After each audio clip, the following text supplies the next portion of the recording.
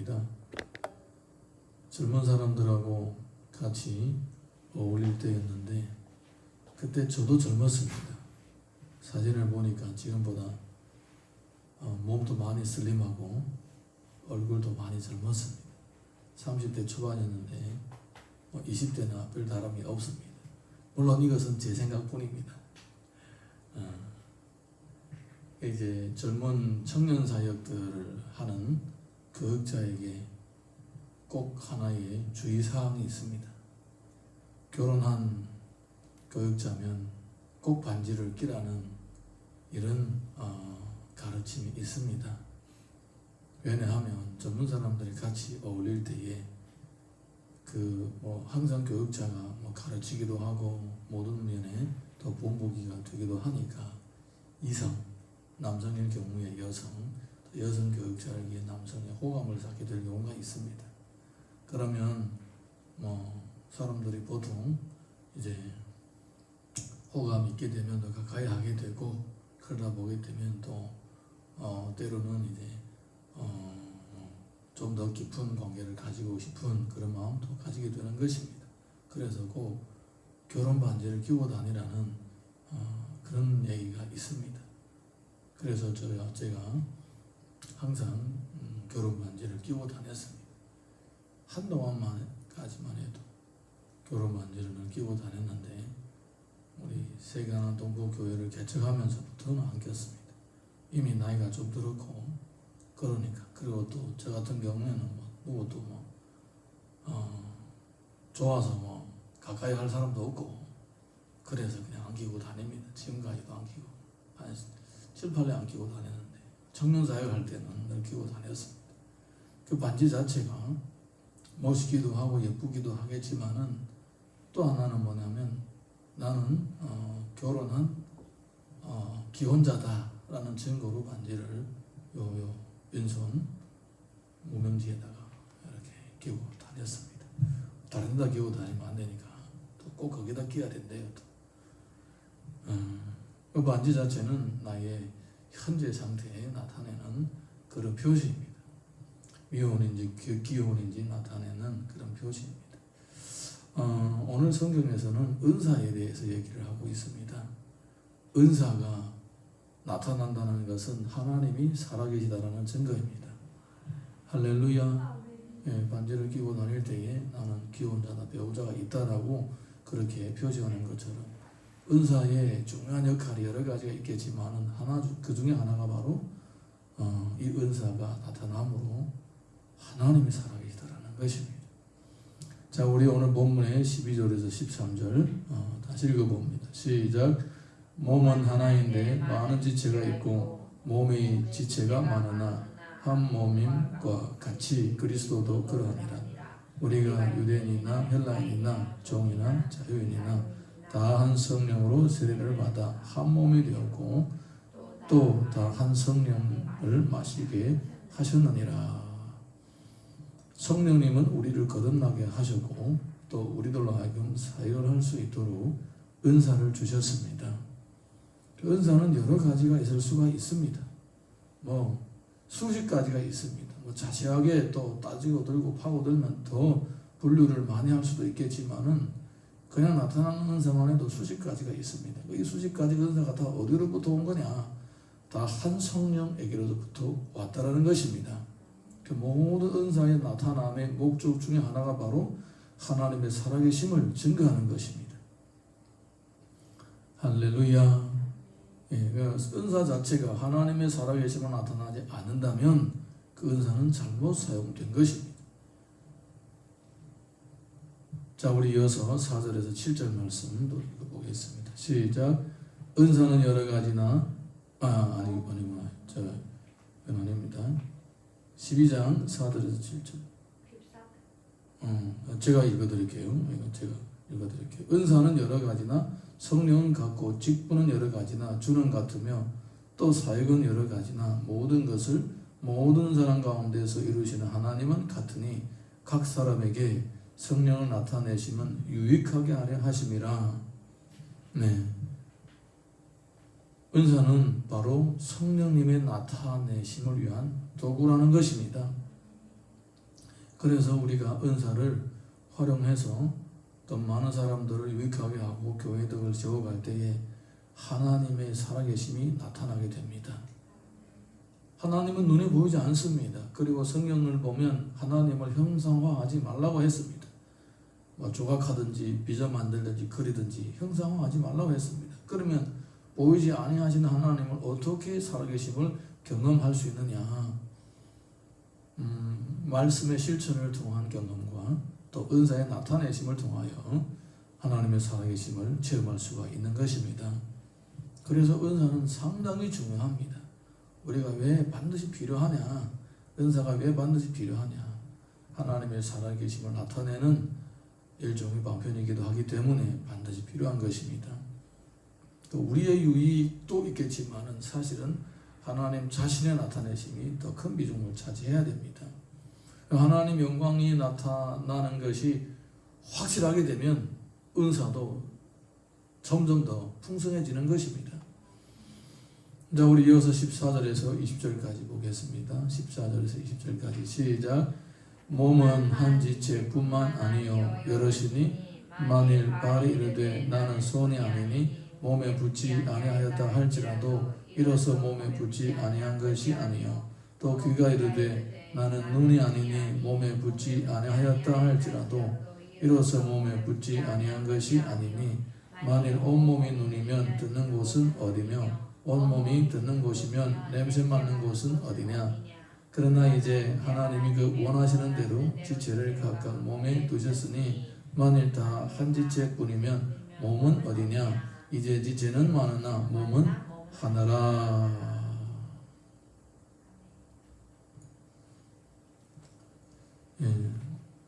은사는 다양하다라는 것입니다.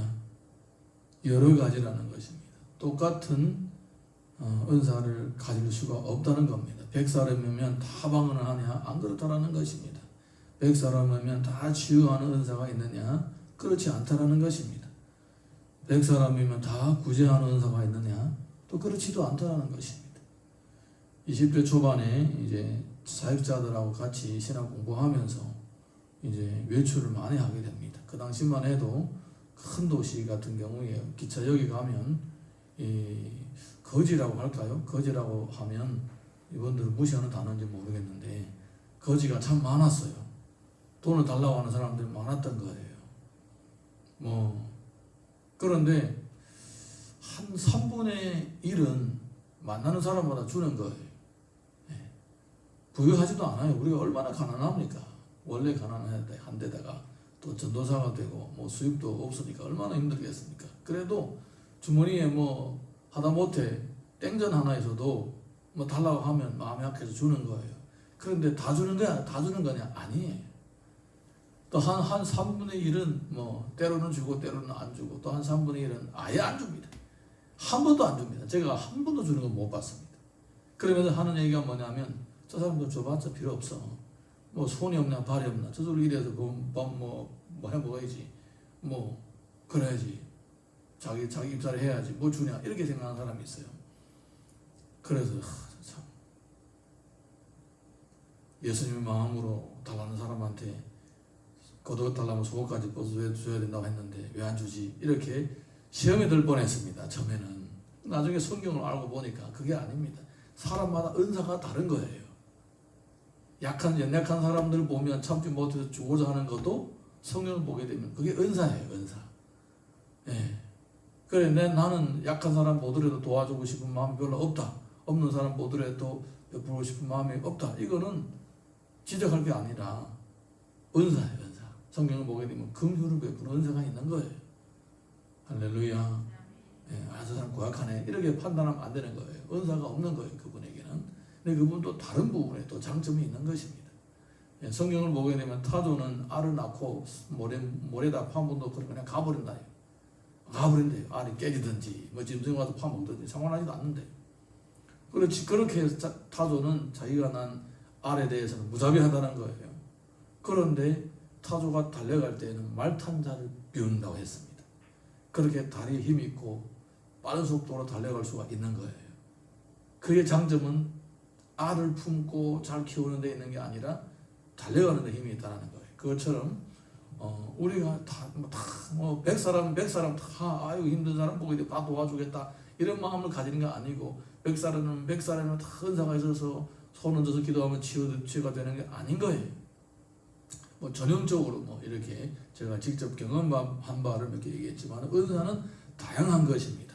그러니까 다름을 인정할 수 있어야 되고 용납할 수가 있어야 된다 그 말입니다. 각각 자기가 가진 은사대로 그 영역에서 열심히 사역하게 되면 전체가 하나로 어우러져서 그리스도의 몸을 씌울 수가 있는 것입니다.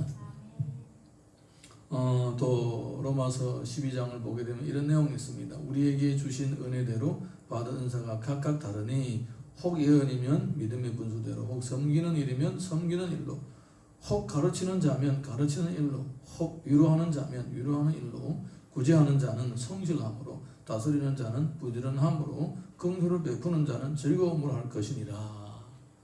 아멘. 네, 그러니까 각자마다 자기가 받은 은사가 있으면 그 받은 은사대로 열심히 섬기면 됩니다.